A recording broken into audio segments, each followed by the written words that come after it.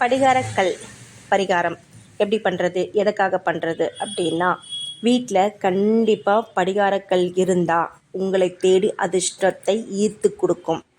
அதோட வீட்டில் இருக்க நெகட்டிவ் பவரெல்லாம் வெளியில் துரத்தி அடிக்கக்கூடிய பவர் படிகாரத்துக்கு இருக்குது. இந்த படிகாரம் நம்ம வீட்டில் நிறைய பணம் சேரணும் அப்படின்னா, வீட்டில் பீரோவில் வெள்ளை கலர் பேப்பர் எடுத்துக்கோங்க. அதில் கொஞ்சம் படிகாரத்தூளும் இல்லை படிகார கட்டியும் பச்சை கற்பூரமும் சேர்த்து ஒரு ஒயிட் பேப்பரில் மடித்து நீங்கள் பணம் வைக்கிற இடத்துல வச்சிடுங்க. உங்கள்கிட்ட பணம் சேர்த்துட்டே இருக்கும். அதுக்கப்புறம் உங்கள்கிட்ட நிறைய கண் திருஷ்டி இருக்குதுன்னா இந்த படிகாரத்தை வச்சு நீங்கள் சுற்றி போட்டுக்கோங்க. உங்களுடைய கண் திருஷ்டி உங்களை விட்டு விலகிடும்.